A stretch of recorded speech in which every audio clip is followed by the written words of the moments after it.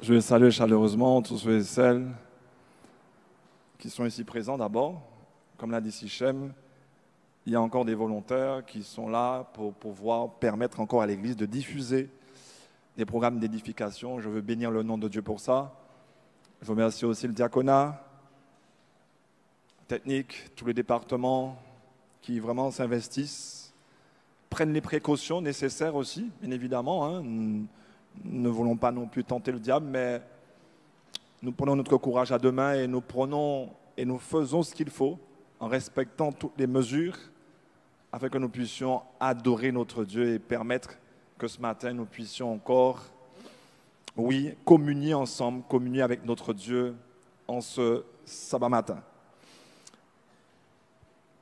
Je veux aussi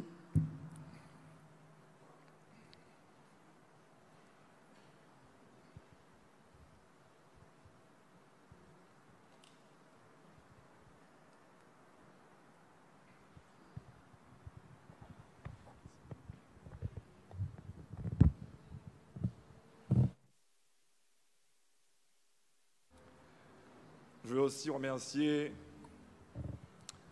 d'une manière particulière notre Dieu qui nous permet aussi de pouvoir continuer à espérer. Espérer dans un milieu, dans un temps particulier, dans un temps difficile, mais qui cependant nous permet de continuer d'avancer. J'aimerais particulièrement dire à mes frères et sœurs et à nos amis qui nous suivent sur le net que Dieu est bon, Dieu vous aime, nous vous aimons. Alors il est vrai qu'on ne peut pas communiquer avec tout le monde, mais l'Église, ici à Horeb, se répartit la tâche avec les anciens et les départements pour que nous puissions continuer à rester en contact. Et lorsque c'est compliqué, je suis aussi là pour pouvoir exhorter les familles qui sont touchées d'une manière ou d'une autre, afin que nous puissions avancer comme un seul corps pour la gloire de Dieu. Amen. Je veux aussi faire remarquer qu'il nous reste un petit mois ensemble ici à l'église d'Horeb, en tout cas en tant que pasteur. J'ai fait l'annonce déjà à Éphèse et il me restera donc un temps d'intervention, donc sabbat le 4e du mois de septembre, et nous aurons les changements, et c'est, comme vous le savez, le pasteur Luciat qui aura le privilège de servir ici à l'église d'Horeb. Et je veux déjà remercier le Seigneur, en tout cas, pour tous ceux et celles qui m'ont soutenu et qui continuent à me soutenir jusqu'à mon départ. Sachez que je suis avec vous, je vous aime, et nous continuons pendant encore un mois à fonctionner pour la gloire de Dieu. Amen. Le titre du message de ce matin, « Ne vous inquiétez pas,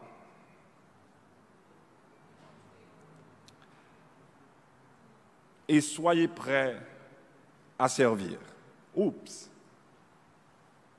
Ne vous inquiétez pas, et soyez prêts à servir. Oh, c'est jamais chose aisée que de s'adresser de manière particulière à ceux qui sont sur le net principalement. Mais bon, c'est un exercice, je crois qu'il faudra un petit peu commencer à s'habituer afin de pouvoir offrir ce qu'il y a de meilleur à nos frères et sœurs, en toute sécurité, en tout cas pour ce temps dans lequel nous vivons.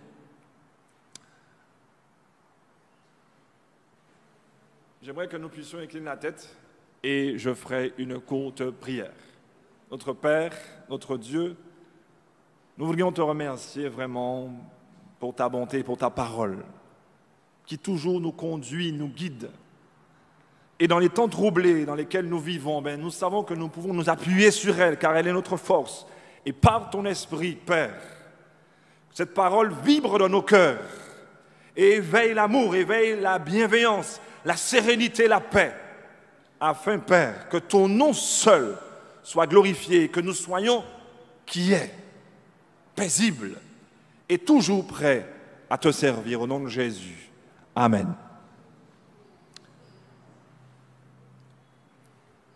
Ne vous inquiétez pas et soyez prêts à servir. Oh, comment dire une telle parole dans un temps aussi troublé? Comment peut-on dire à quelqu'un ce matin, ne vous inquiétez pas? Oh,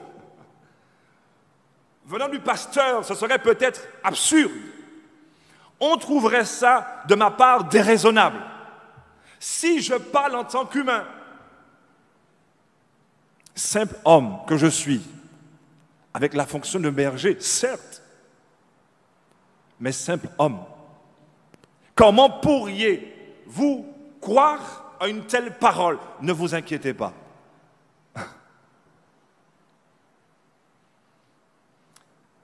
Mes chers frères et sœurs, chers amis qui nous suivez sur le net, ce n'est pas moi qui le dis, mais c'est Dieu qui dit « ne vous inquiétez pas ». Alors, il y a une question qui se pose. Dieu serait-il déraisonnable? Est-ce que Dieu aurait-il perdu la raison? Comment peut-il demander à des êtres faibles comme nous de ne pas nous inquiéter?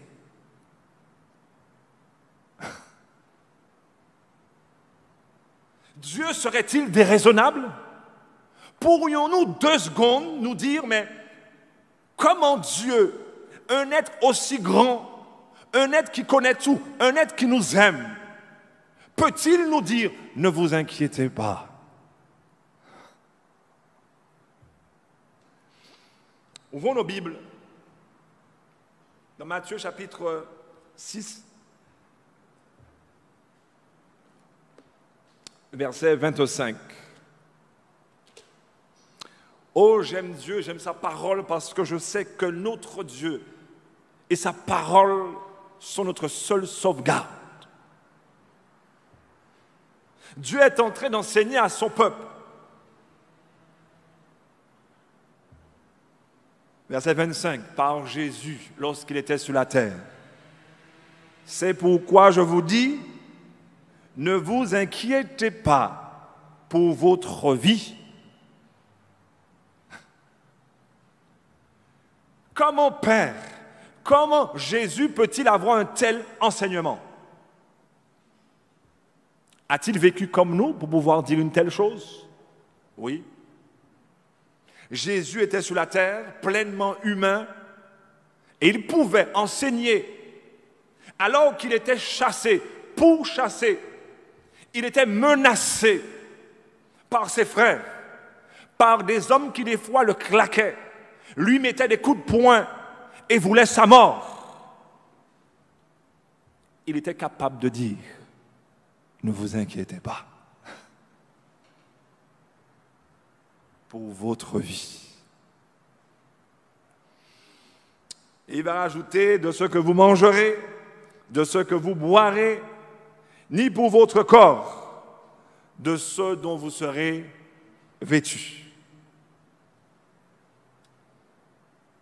Alors j'ai envie de dire, mais Seigneur, as-tu regardé le temps dans lequel nous vivons actuellement? N'aurais-je pas le droit de m'inquiéter? N'aurais-je pas le droit de m'agiter? N'aurais-je pas le droit d'être paralysé par la peur? Au point d'être malade? Parce que vous savez, l'inquiétude crée toutes sortes de maladies. On va même dire que c'est presque la maladie du siècle, le stress, provoqué par nos inquiétudes. La France, dit-on, mais plus particulièrement Paris, lorsque la vie est très mouvementée, avec tout ce qu'on voit, une vie frénétique, où ça bouge.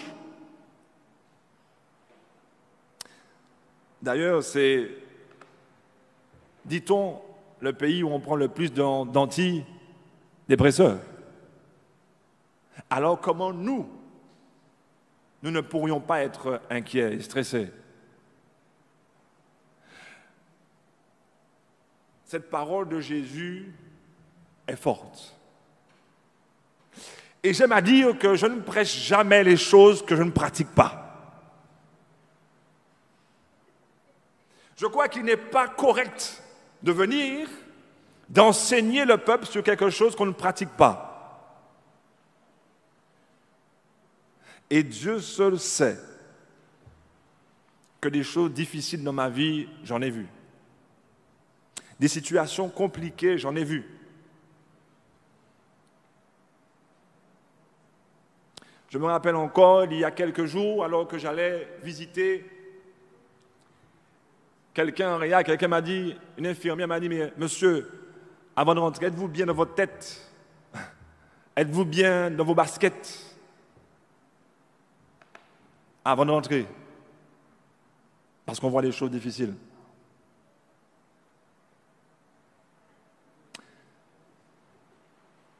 Mais je me suis toujours appuyé sur l'Éternel, sur cette parole de l'Éternel qui dit « Ne t'inquiète pas ». Et je me suis toujours dit « Mais Dieu n'est pas déraisonnable. Si il me dit, quelle que soit la situation, de ne pas m'inquiéter, alors je sais que Dieu prendra ses responsabilités. »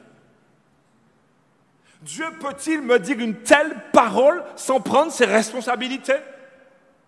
Et Jésus n'a pas voulu donner des circonstances parce qu'il a voulu laisser libre les choses. Il est en train de dire que quelles que soient les circonstances, quels que soient les temps dans lesquels nous vivons, ne vous inquiétez pas. Et le chrétien a le devoir. Il a le devoir de ne pas s'inquiéter et de s'appuyer sur l'Éternel. Oh, nous sommes dans un temps où il faut s'appuyer encore plus que jamais sur l'Éternel. Il est un temps, il est important de montrer qu'on ne s'appuie pas sur nos biens, on ne s'appuie pas sur notre notoriété, on ne s'appuie pas sur nous-mêmes, mais nous nous appuyons sur l'Éternel. Il est un temps pour que le peuple de Dieu démontre qu'il a un Dieu puissant, il a un Dieu qui transcende les temps, un Dieu qui domine tout. Et quelle que soit la situation, même si nous tombons, on doit se relever, car l'Éternel est mon appui. Il est ma forteresse. Il est le rocher des siècles. Et c'est pourquoi il me dit, ne t'inquiète pas.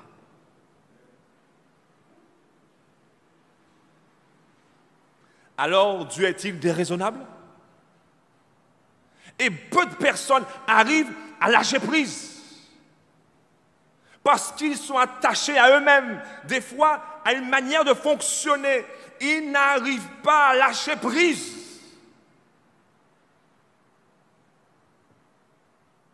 Il faut lâcher prise. Et quand Jésus dit de ne pas s'inquiéter, il est en train de dire, lâche prise. Et abandonne-toi entre mes bras d'amour.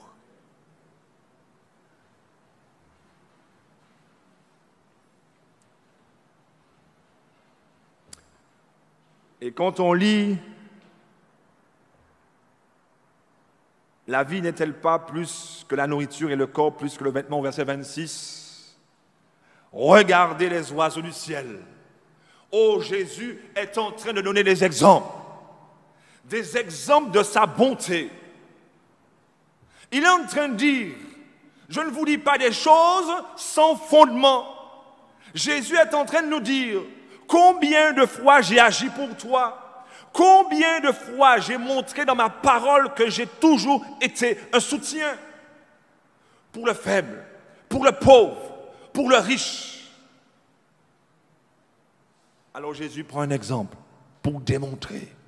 Parce que Jésus n'aime pas parler en l'air.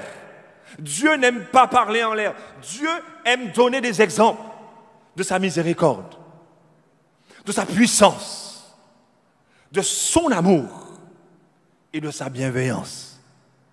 Quel Dieu nous servons. Oh, je veux bénir le nom de Dieu ce matin et élever son nom au-dessus de tout ce que nous vivons. Les choses que nous vivons sont difficiles. Mais notre Dieu est au-dessus de ces choses. Et nous voulons nous appuyer sur lui. Oh, même si c'est dur.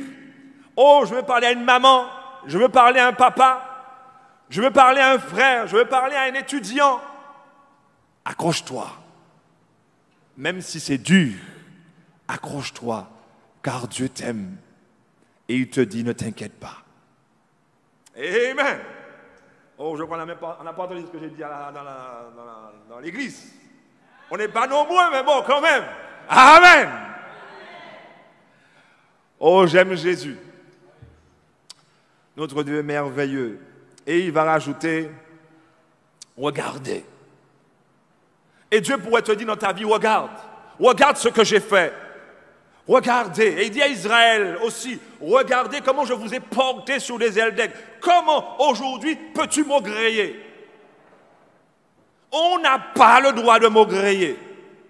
J'assume ce que je dis. Mes frères et sœurs, on n'a pas le droit de maugréer. Dieu nous a prouvé trop de choses. Dieu dans sa parole, dans nos vies, dans la vie de nos frères et sœurs, Dieu nous a montré qu'il était présent et qu'il était sûr. Dieu n'a jamais raté un combat, il n'a jamais raté une circonstance, il n'a jamais rien raté.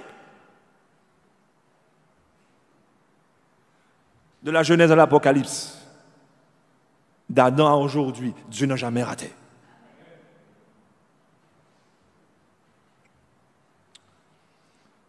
Regardez les oiseaux du ciel, ils ne sèment pas, ils ne moissonnent pas, ils ne recueillent rien dans les granges et votre Père céleste les nourrit.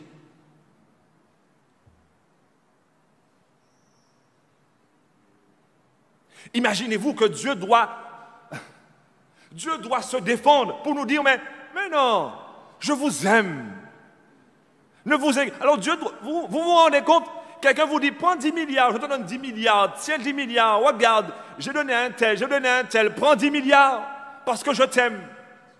Vous vous imaginez? Dieu descend jusqu'à là.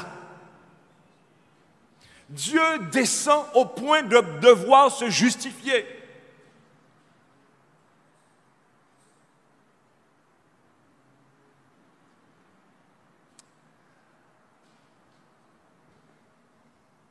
Ne valez-vous pas plus que... Oh, béni soit l'Éternel. Ne valez-vous pas plus que beaucoup de passereaux?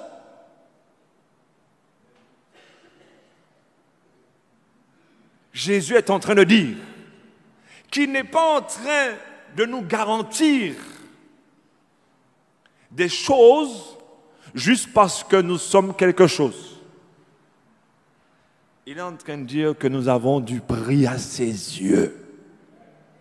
Et que lorsqu'il nous dit « ne t'inquiète pas », c'est parce qu'il t'aime et qu'il n'a pas envie de te voir malheureux.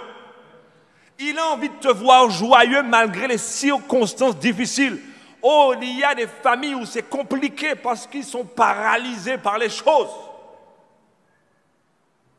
J'ai envie de vous dire, avoir peur dans de telles circonstances, c'est normal. C'est normal. Cependant, s'inquiéter, c'est déjà autre chose. C'est cette peur prolongée. C'est cette peur qui nous emmène à ne pas nous appuyer sur Dieu, mais à rechercher des solutions autres que Dieu. Parce que normalement, la peur, la bonne peur, la peur qui n'est pas cultivée par l'égocentrisme est censée nous amener au pied de Jésus. Parce que cette peur, normalement, lorsqu'elle est bonne, elle doit m'emmener à reconnaître que je ne peux pas. Je ne peux pas gérer ces choses. Ça me dépasse. Oh Seigneur, aide-moi. Voici la peur, la bonne peur. Une bonne émotion.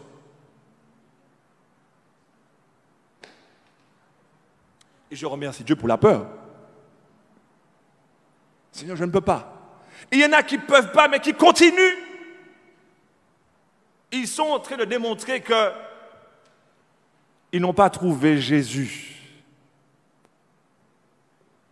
et qu'ils ne connaissent pas Jésus. À ce que je dis, est peut-être dur. Parce que lorsqu'on connaît Jésus, on sait qu'on vaut plus que beaucoup de passereaux. Oh, on sait qu'on a du prix aux yeux de l'Éternel. On sait qu'on a un Dieu merveilleux qui n'a pas hésité à quitter le ciel pour te sauver au nom de Jésus-Christ. Voici le Dieu que je connais. Oh, quel Dieu! Oh, j'aime Jésus. Malheureusement, il y en a qui se retrouvent un petit peu dans leur estime d'eux-mêmes. Ils vont penser qu'ils ne méritent pas l'amour de Dieu. Oui, il y a des hommes comme Méphi-Brochette. 2 Samuel, chapitre 9, rapidement.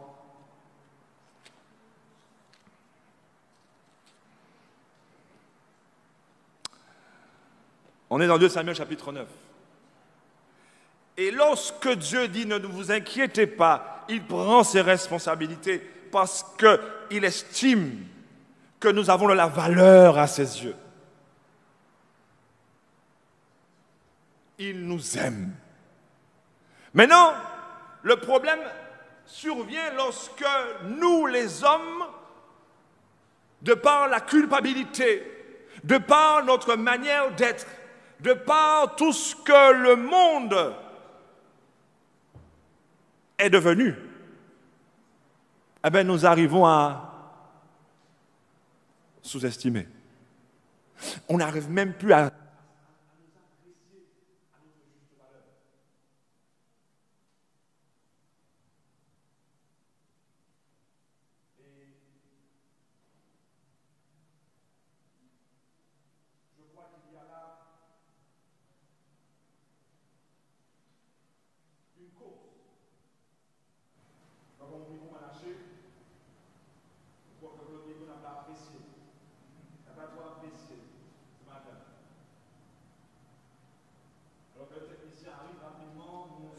au verset 1er du chapitre 9.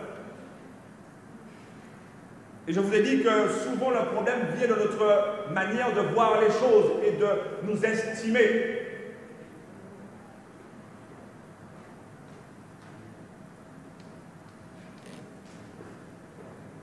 Et nous sommes au verset 1er du chapitre 9. Merci. Merci. Comme on dit chez nous, ils sont au combat. Ils sont au combat. Amen. Ouais, on a besoin de tout le monde. On est au verset 1er et on va rapidement. David dit, reste-t-il encore quelqu'un à la maison de Saül pour que j'agisse avec fidélité envers lui à cause de Jonathan? Alors, il y avait un homme attaché à la maison de Saül nommé Tsiba que l'on introduisit auprès de David. Le roi lui dit, es-tu Tsiba? Et il répondit, oui, pour te servir.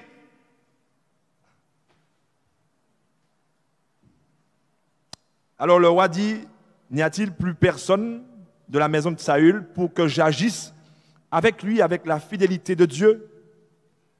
Il a dit quoi avec la fidélité de Dieu. Oh, voici un homme selon le cœur de Dieu. Oh, David n'avait pas encore déplu à l'Éternel, mais toutes les fois un homme marche dans les voies de Dieu, il est un homme selon le cœur de Dieu.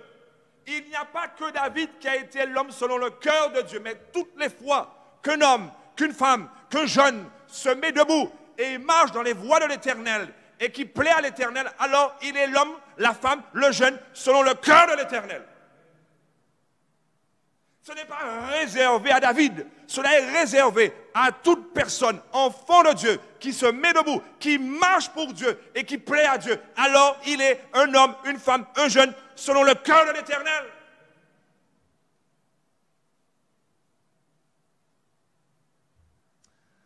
Alors oui, David va agir selon la fidélité de Dieu. Donc voici un homme qui connaît la fidélité de Dieu. Voici un homme qui dit, j'ai fait une promesse. J'ai fait une promesse à qui? À Jonathan. Et alors je veux honorer la promesse. Et puis il va dire, oui, je suis un homme de parole, mais il va dire, je veux agir avec toi comme Dieu le fait. Oh, nous sommes les imitateurs de Dieu. Parce que David savait que lorsque Dieu promet quelque chose, il tient sa parole. Alors lui, en tant qu'imitateur de Dieu, il se doit aussi de tenir sa parole. Et lorsque Dieu dit, ne vous inquiétez pas, je prends soin de vous, alors l'Éternel fait ce qu'il dit. Lorsque Dieu dit, ne vous inquiétez pas, il est derrière cette parole. Et il prend, j'insiste, ses responsabilités. Et voici que David, un simple homme comme moi, comme vous, veut agir comme Dieu. Et il cherche un homme de la maison de Saül pour agir avec fidélité. Et alors il continue rapidement. Siba répondit au roi, il y a encore un fils à Jonathan qui est infirme des pieds. Un seul ou deux? C'est un pluriel. Donc si c'est un pluriel, c'est combien de pieds? Des 2 pieds. Alors le roi lui dit, où est-il? N'oubliez pas que David a dit qu'il veut agir avec la fidélité de Dieu. Voici que David cherche. Il aurait pu dire, mais moi, j'ai fait une promesse, je n'ai vu personne, avec quoi? Est-ce que David aurait reflété l'Éternel? Non, lorsque l'Éternel fait une promesse, alors il cherche ses enfants pour accomplir sa promesse. Il ne dit pas, bon ben je vais voir s'ils viennent comme ça. Non, il cherche parce qu'il a fait une promesse. Et Dieu nous a promis d'être avec nous tous les jours jusqu'à la fin du monde. Quel que soit là où tu es, ce que tu fais, l'Éternel te dit qu'il est là avec toi jusqu'à la fin du monde. Alors il va chercher, il ne va pas attendre que tu viennes. Il est là partout où tu es pour t'accompagner. Ça, c'est l'Éternel.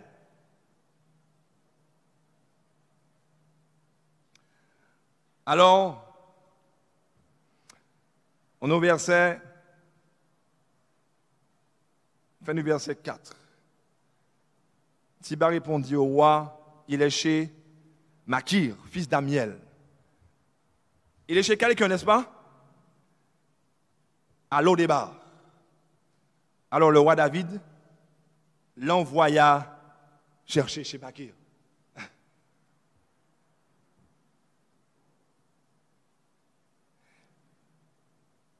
Fils d'Amiel à Lo-Débar, au verset 6. Méphibosheth, fils de Jonathan, fils de Saül, vint auprès de David et il tomba face contre terre, prosterné. Oh, voici un homme, il se prosterne alors qu'il a quoi? 2 pieds infirmes. Alors j'avais un pied infirme, à un moment donné, je peux vous dire que c'est raide. Après un grave accident de moto, j'ai une jambe, c'était compliqué. 2 grosses opérations, je devais m'amputer au départ. Alors je sais ce que c'est que d'avoir une jambe infirme. Alors les 2, et malgré le fait qu'il a 2 jambes infirmes, qu'est-ce qu'il fait devant le roi? Il se prosterne. C'est quoi se prosterner?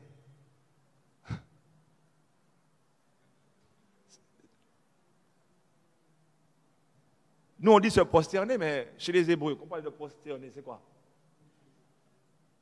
Coucher.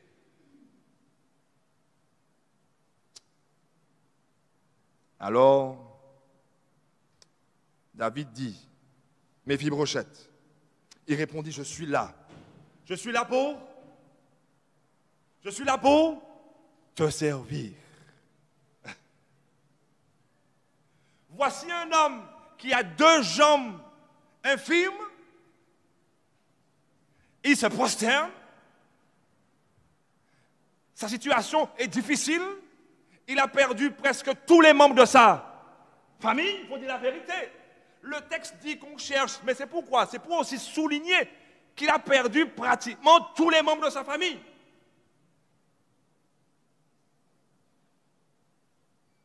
circonstances difficiles et, comme je l'entends, atroces.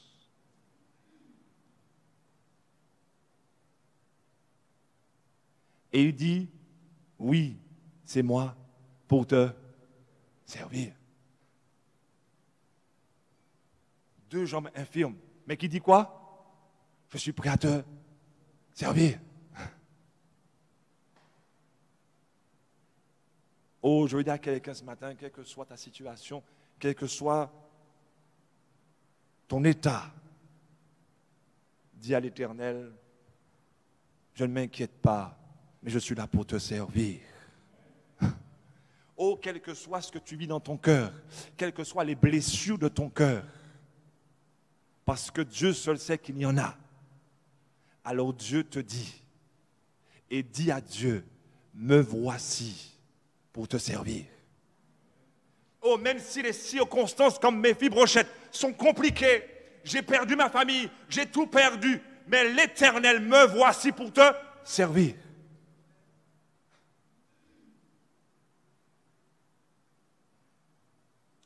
Parce que David était venu accomplir une promesse qu'il ne savait même pas.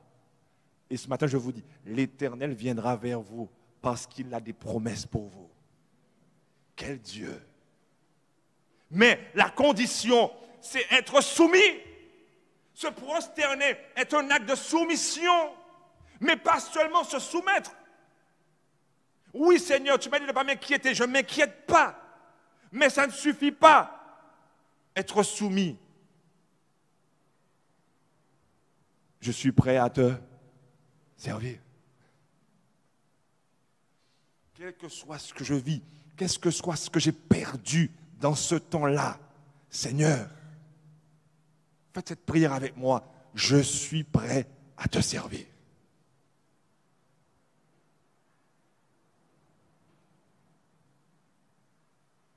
Mais il y a une parole qui est intéressante. Il va lui dire,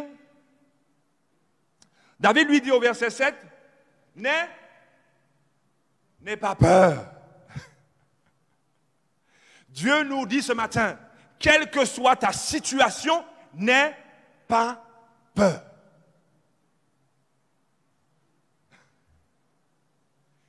N'aie pas peur.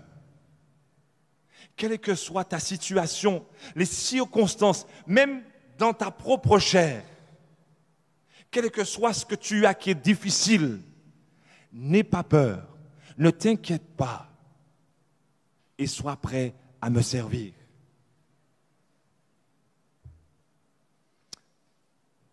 Alors, il lui dit, je vais agir avec fidélité envers toi à cause de Jonathan, ton père. Je te rendrai toutes les terres de Saül, ton père, et tu mangeras constamment à ma table. Quelle promesse, n'est-ce pas? Quelle promesse, n'est-ce pas? Voici un homme. N'est-ce pas, Dieu nous promet de manger à sa table?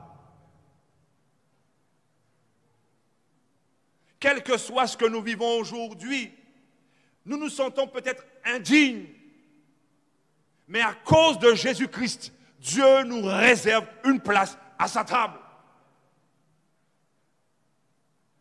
Alors mangeons ensemble aujourd'hui à la table du Seigneur. Il va rajouter quelque chose que j'ai dit tout à l'heure là. Mais malheureusement, alors que David lui propose de manger à sa table, à la table du roi, tous les jours, en plus d'avoir des terres, voici ce que va répondre Méphi-Brochette. Et c'est presque comme, ça nous ressemble, c'est l'humain, c'est comme ça. Mais la parole de Dieu est là pour nous enseigner, pour grandir. Il répond, Méphi-Brochette répond quoi au verset 6? Il se prosterna et dit, que suis-je pour que tu me regardes, pour que tu regardes un chien mort? Oh mes frères et sœurs, il y a des gens qui sont déchirés par la vie, dans leur chair, qui sont couchés, qui sont touchés d'une manière ou d'une autre. et qui arrivent à se dire qu'ils sont des chiens morts parce qu'ils ont des circonstances de vie difficiles, parce qu'ils sont touchés dans leur chair, parce que des fois ils sont remplis de culpabilité, ils se considèrent comme des chiens morts. Mes frères et sœurs, je veux éveiller votre esprit encore pour aller un peu plus loin dans la réflexion, alors que nous approchons de la fin. La Bible dit qu'un lion, un chien vivant vaut mieux. Un chien vivant vaut mieux qu'un. Alors là, il va loin. Alors, il ne dit même pas qu'il est un chien vivant, mais il est un chien mort. Vous voyez l'estime que le bonhomme a de lui-même? Cela nous interpelle. Alors que David vient de dire à Méphi-Brochette, écoute, tu auras ça, tu auras ça, tu auras ça.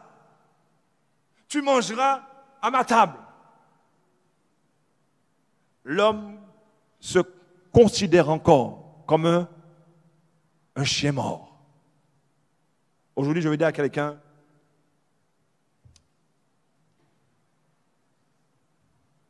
Dieu t'aime.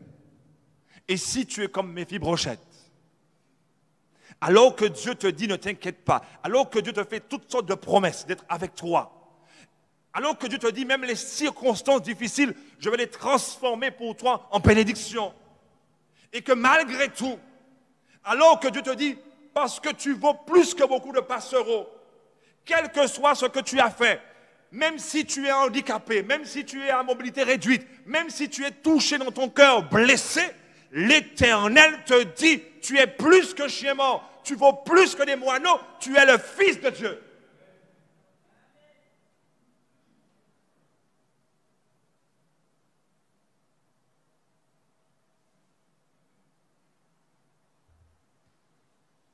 Méphi-Brochette avait du mal à intégrer ces choses. Il vient de recevoir une parole, il n'a pas encore intégré. Mais nous qui marchons avec Dieu chaque jour, nous devrions intégrer, quelles que soient les difficultés de la vie qui nous frappent, dans notre chair, à côté de nous, ce que nous perdons, ce que nous voyons, nous ne changeons pas de valeur aux yeux de l'Éternel. Même si tu es infirme, tu manges la table du roi. Oh, vous n'avez pas entendu ce que je dis. Oh, mes frères et sœurs, quel que soit ce que tu as fait, ce que tu es, aujourd'hui, Dieu te dit, tu manges à la table du roi. Quand tu t'assois, tu communies avec tes frères et sœurs, alors tu es à la table du roi.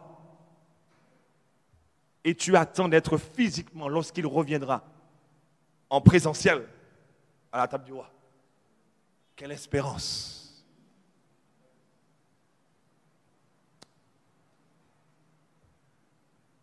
Je termine.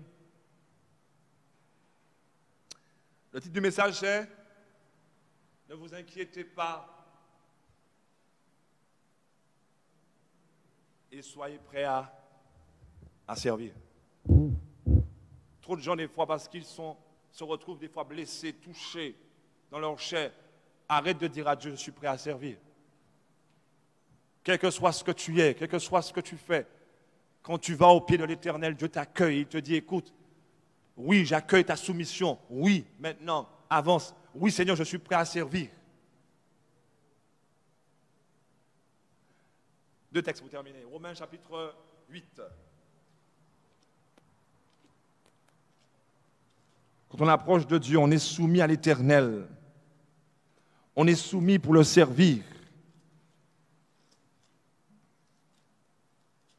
Et oui, on peut ne pas s'inquiéter. Oui, ne pas s'inquiéter, c'est être soumis. Mais aussi être soumis, c'est aussi servir. Et au verset 12, chapitre 8, Paul dira, ainsi donc, mes frères, nous sommes bien débiteurs, mais non pas envers la chair. La chair qui veut nous faire croire qu'on ne vaut rien. La chair qui veut nous faire croire que nous sommes prisonniers de nos erreurs, prisonniers de notre physique, prisonniers de ce qu'on a subi un accident ou subi autre chose.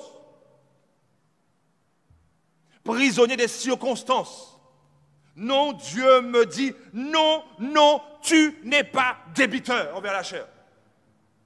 Et si la chair veut t'emmener à croire que tu ne vaux rien et que tu lui dois et que tu dois mourir, tu dois lui dire au nom de Jésus-Christ, j'ai été libéré par le sang de Jésus-Christ. Personne ne peut m'attacher.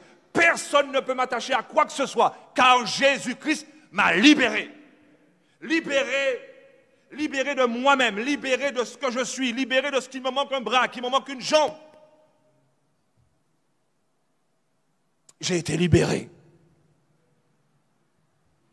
Alors, Paul dira, libéré pas pour vivre selon la chair, pas pour vivre selon la peur, pas pour vivre dans nos inquiétudes qui nous tuent, mais pour obéir à l'Éternel qui n'est pas déraisonnable lorsqu'il dit, ne t'inquiète pas, car il prend soin vraiment de nous. Alors il va rajouter Paul au verset 13, en effet, si vous vivez selon la chair, vous allez mourir. Tu vas mourir physiquement parce qu'il y en a beaucoup dans leurs inquiétudes partent trop tôt dans la tombe. Mais aussi mourir spirituellement, car ceux qui n'ont pas cette confiance, cette soumission à l'Éternel, ne verront pas l'Éternel. Car Dieu nous aime vraiment. Dieu vous aime. Et il va rajouter, mais si par l'esprit vous faites mourir les agissements du corps, ça veut dire que si tu te soumets, vous vivrez. Car tous ceux qui sont conduits par l'esprit, ça veut dire qu'ils sont soumis et prêts à servir l'Éternel. Car lorsqu'on est rempli de l'Esprit de Dieu, on est au service de l'Éternel. Qui que tu sois, à mobilité réduite, handicapé, touché par la vie, tu as une place dans le corps du Christ, tu as une place pour le service de l'Éternel. Tu as de la valeur aux yeux de l'Éternel. Alors ne t'inquiète pas. Ne t'inquiète pas. Mais sois prêt à servir. Sois prêt à servir les autres, à servir Dieu. Et Paul va rajouter, car tous ceux qui sont conduits par l'Esprit de Dieu sont fils de Dieu. Je termine avec cette histoire.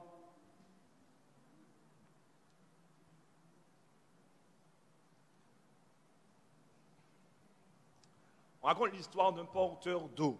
Vous connaissez bien cette histoire.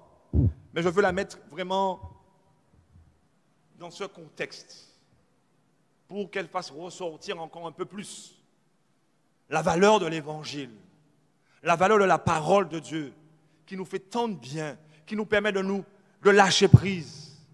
Même des fois, lorsque les choses viennent pour nous assaillir, on dit non, je refuse de m'inquiéter et je remets ça à l'Éternel.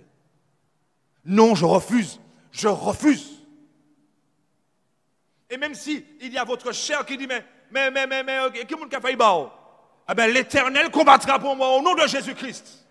Parce que j'ai dû prier à ses yeux. Non, je n'abandonne pas. Non, je ne m'inquiète pas. Je refuse de céder.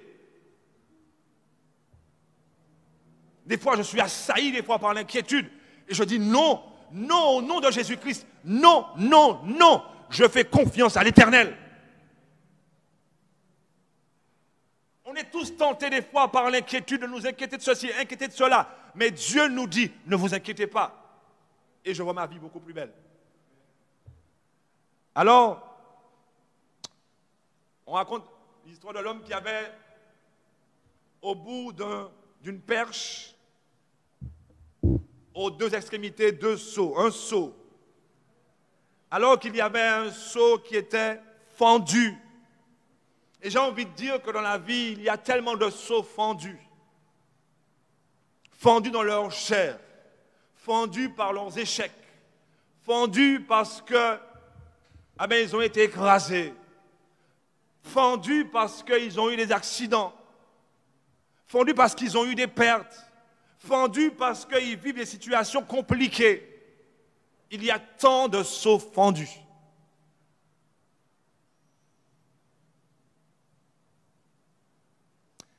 Mais des seaux fendus qui ont du prix aux yeux de l'Éternel.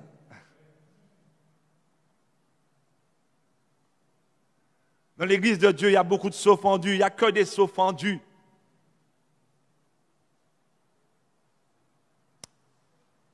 Alors, l'autre seau était intact. Alors chaque jour, cet homme se rendait à un ruisseau et pendant 2 années entières, il faisait l'aller-retour. Mais le seau qui était fendu était malheureux. Il était honteux. On pourrait même dire qu'il se considérait comme un chien mort. Un chien mort, il n'a pas de valeur. Il ne vaut rien. Des fois, il y a des personnes qui se disent qu'elles ne valent rien. Même si elles entendent que Dieu est bon, même si elles entendent que Dieu est prêt à les bénir et que Dieu prend soin d'elles. Mais c'est leur estime. Ce matin, je te dis que ton estime doit monter au nom de Jésus parce que Dieu t'aime. Alors,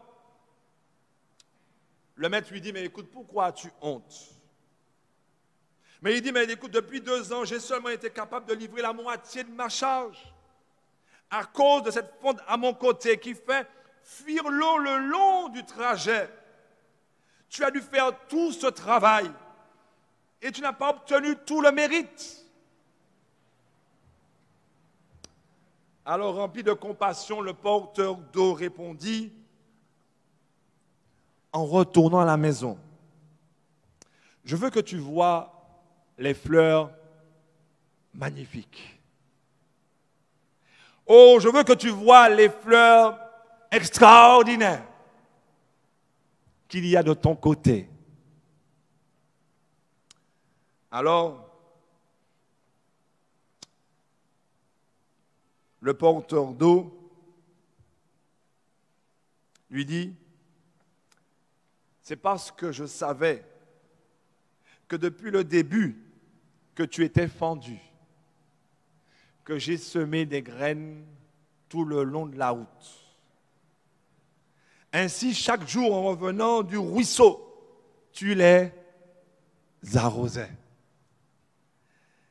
Et c'est pour cela qu'aujourd'hui, je suis devenu riche. Mes frères et sœurs, chers amis, visiteurs,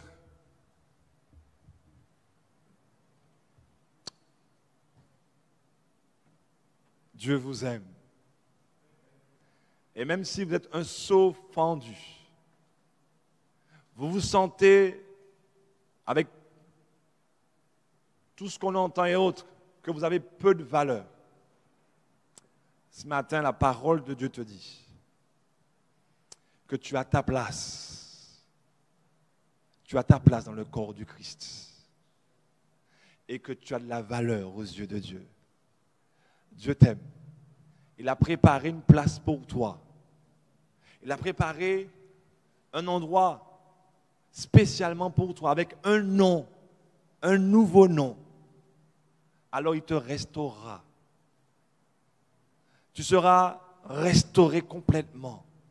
Mais en attendant, sache qu'avec les moyens que tu as, l'Éternel prend soin de toi. Et il saura utiliser tes faibles moyens pour enrichir l'Église. Amen. Je terminerai sur cette citation d'Ellen White.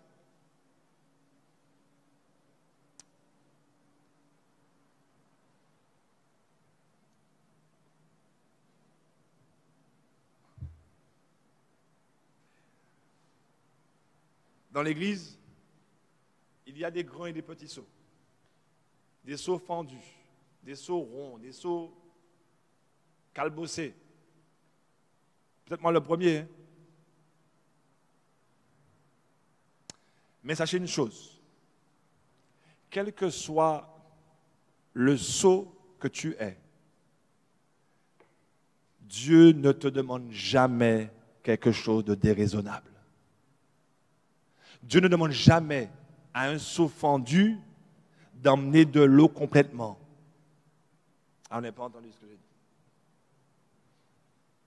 Dieu ne demande jamais à un seau qui est fendu de ramener de l'eau entièrement. Sinon, Dieu serait déraisonnable. Dieu, c'est déraisonnable. Comment tu peux demander à des seaux fendus de ramener toute leur contenance d'eau? Non, Dieu demande à chacun selon ses capacités. Il faut juste que nous soyons prêts à servir. Des fois, c'est nous. Alors, on voit un tel qui a un grand seau, on veut faire comme lui alors qu'on est un petit seau. Mais même si tu es un petit seau, tu as la même valeur que le grand seau dans la maison de l'Éternel. Que tu sois infirme, que tu sois quoi que tu veux que tu sois, tu as la même valeur aux yeux de Dieu. Mais Dieu ne te demande pas les mêmes choses. Par contre, Dieu dit à tous ceux qui sont dans la maison, ne vous inquiétez pas.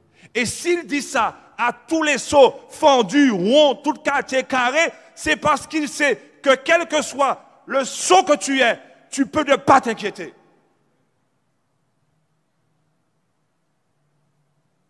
Dieu est raisonnable, mes frères. Des fois, c'est nous qui faisons passer Dieu pour déraisonnables. Dieu est raisonnable. Quand il nous dit à tous de ne pas nous inquiéter, il est raisonnable.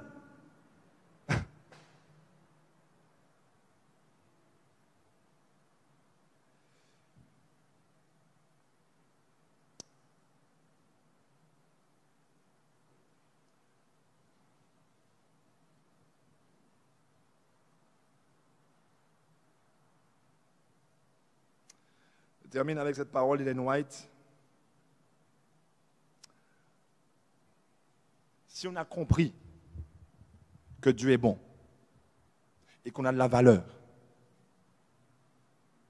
alors Dieu nous demande en retour quelque chose de raisonnable. Dans tous vos rapports avec vos semblables, n'oubliez jamais que vous avez affaire à des créatures appartenant à Dieu. Quelle que soit la situation qu'on a dans l'église ou hors de l'église, n'oubliez pas que vous avez affaire à des créatures qui appartiennent à Dieu. Et rajoute, soyez bons, soyez compatissants, soyez courtois à leur égard. Respectez ce que Dieu a acquis par rachat. Traitez-les tous avec affection et politesse. Dieu est-il déraisonnable lorsqu'il demande ça à tous ses sceaux? Non. Il va rajouter, si vous avez de l'inimitié, des soupçons, de l'envie, de la jalousie dans vos cœurs, débarrassez-vous de ces défauts, confessez vos péchés, réconciliez-vous avec vos frères, parlez d'eux avec bienveillance.